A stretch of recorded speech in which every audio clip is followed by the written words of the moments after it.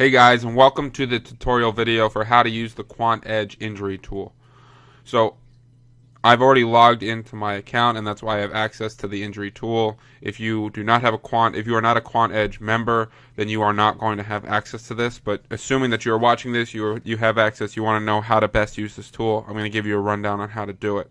So first we scroll down, offensive player, defensive player, real simple. Select the year 2017, 2016, whatever year you want. Drop down menu of teams. You can also type in if you wanted to. If I want to search the New York Jets, I can do that. No one's really interested in the Jets though, so we'll start off with Deshaun Watson and see his impact on the field. Before we break down what each individual category means and how to look at it, the thing we want to understand is that this is by snap and not by game. No other tool in the industry right now is by snap for football in terms of without and with. So when he's in his split, it means that he's on the field. When he's out of his split, it means he's not on the field. So if he played a half, the plays that he actually played are going to be represented here. The plays he didn't are going to be represented on the out of split side. Whenever you apply snaps to something, it also requires some common sense, and we'll talk about that as we go through these different things.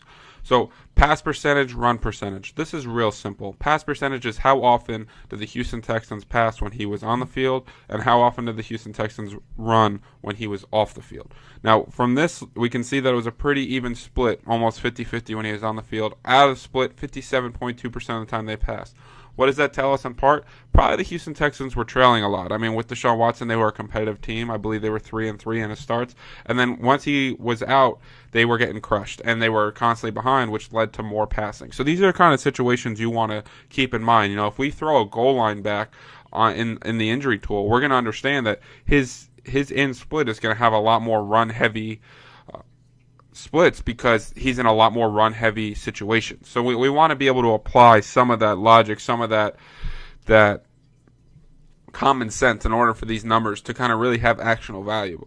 So when we look at success rate, so before we get into what a run success rate and what a pass success rate is, let's define success rate. It's defined by Football Outsiders as a player gaining 40% of the needed yards on first down, 60% of the needed yards on second down, or 100% of the needed yards on third or fourth down.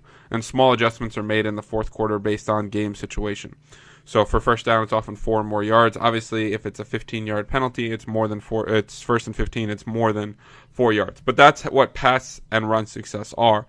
These are great efficiency metrics. So these were the Houston Texans' run success rates and pass success rates when he was on and off the field. So we can see that the run success rate jumped by 13% and the pass success rate jumped by 13%. Watson's numbers, while he's due for regression, he was absolutely crucial to the success of the Houston Texans, both the running game and the passing game. Now, explosive run percentage and explosive pass percentage. Let's define these. This is how an explosive run or explosive pass is any play that goes over 15 yards. So this is how many plays of the Houston Texans running plays went over 15 yards with Watson on the field. How many passing plays went over 15 yards when he was on the field compared to all other plays. So 20% of their passes were explosive pass plays. That's an absurdly high number. Explosive run percentage, 3.8% to 2.9%. We see that he had a small impact on the running game there in terms of the pure big play ability of the running game. So that's what those numbers mean. Turnover percentage, simply when he was on the field, what percentage of plays resulted in a turnover. Watson is a guy who takes chances with the ball. We can see those numbers reflected here as the turnover percentage was higher with him on the field than without him on the field. The sack percentage, how many pass plays result in a sack. With Deshaun Watson, 8.5%. Without Deshaun Watson, 9.8%. Kind of reflects how terrible the Houston Texans offensive line is, but how a mobile quarterback can help those numbers somewhat. Yards per carry and yards per pass attempt are pretty simple. Yards per carry is how many yards on average did they average per carry. Yards per pass attempt, how many yards per pass attempt did they average. These are great efficiency numbers. We can see just how much they jump with Deshaun Watson. 9.3 yards per pass attempt when he was on the field compared to 6.47 yards per pass attempt when he was off the field. And again, snaps is the total sample size. Let's look at defensive players and apply some logic. So I'm going to take Baltimore Raven cornerback Jimmy Smith off the field. So again, when we look at these numbers, this is how the defense performed when he was on the field, how the defense performed when he was off the field. This is what the opposing offense did against the defense. They are one and the same numbers. So we can see that the pass success rate was 46% when he was on the field versus 41.3% when he was off the field. Now, this doesn't necessarily mean that the Ravens are better against the pass with Jimmy Smith off the field. I mean, he's one of the better corners in the NFL. He's one of their best secondary players. This can be a situational thing. So we don't want to necessarily just jump to conclusions. We want to potentially go to the wide receiver cornerback matchup tool. That's a separate tutorial video to see his true impact on a game. But what it will tell us is that, potentially he comes out in goal line situations, or maybe one of the halves he missed, there was a blowout and the Ravens defense were just crushing people, and those really impacted the numbers. But we really want to get a sense of what that is. We come down here, though, and we see the turnover percentage is higher, the sack percentage is higher. He's probably buying the pass rushers an extra half second with how good he is. Yards per pass attempt are a little bit lower here, which probably leads back to the pass rate success as well when we think about what the situation was. So we really want to apply some common sense when we look at these numbers. So let's jump back to an offensive player and kind of scroll down the page and see what the rest of the tool can do. So let's go back to Houston's Deshaun Watson. As we scroll down the team impact. So this is just a quick data visualization of what these numbers are. So if I want to look at the play percentage, the success rate, whatever it is, it gives me a quick visualization to show me just how different, the impact of him on the field versus out of the field was. Again, in split means he was on the field, out of split means he was off the field. This one is real simple, yards per play. These are all kind of grouped together. They're similar metrics, so we combine them, and you can just view them real simply here.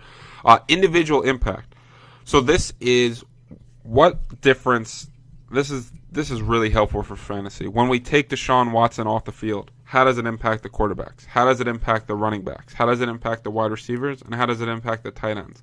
Now we have these metrics for every single offensive player. So if we want to take an offensive lineman off the field, we can see his impact. If we want to take a wide receiver off the field, we can see how that changes the market share. But before I jump to that, let's look at this. So our three quarterback metrics, we're looking at yards per attempt. How efficient are they? Their average depth of target, where they're taking shots down the field. This is really helpful for offensive linemen. It can show that they don't have time for deep down the field plays. TD rate, what percentage of their passes go for a touchdown. When we look at the running back position, this is snap percentage. This is incredibly important. This is really helpful if we take a running back off the field. So this kind of lets us know if the true backup of the team. If for example, let's take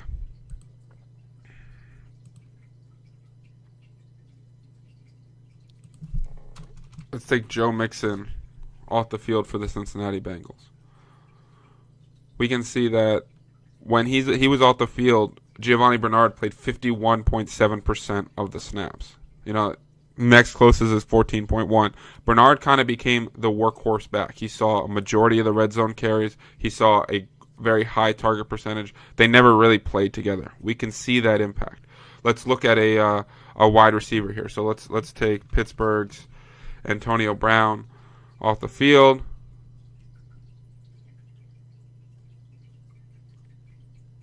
And look at the wide receiver impact. We can see that when Antonio Brown was on the field, Juju Smith had an 11.2% target share. It jumped all the way to 27.2% when he was off the field. As we scroll over, we can see where these players are lining up on the field. In the wide receiver quarterback matchups, we get a sense of how guys perform in different alignments, and this will let us know. So does Juju Smith go from a slot receiver to we see that he ran 56% of his snaps in the slot when Antonio Brown was on the field.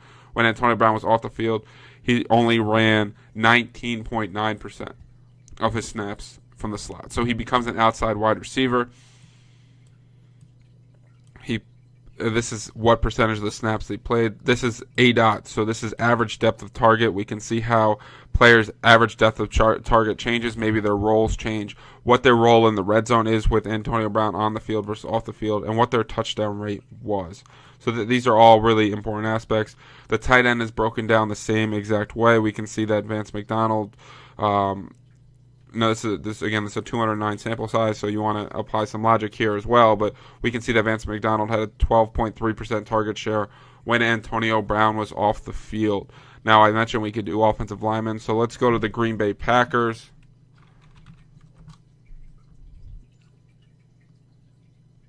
We'll take tackle David Bakhtiari off the field, and we can see how he impacts every individual player.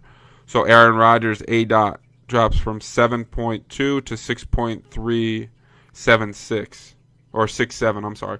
So this lets us know that maybe David Bakhtiari has a big impact on the passing game. We see his yards per attempt and ADOT both drop. We can see his impact on the running game. We can see his impact on different receivers, what their ADOTs are when he's on the field compared to what their ADOTs are when he's off the field. We can see Devontae Adams' ADOT drops a whole yard. A yard and a half even. It shows that his backup is not allowing Aaron Rodgers to work as far down the field. This allows us to have real concentrated metrics on each individual player's impact, both on the team here and down here. We can see his individual impact on every single fantasy relevant player.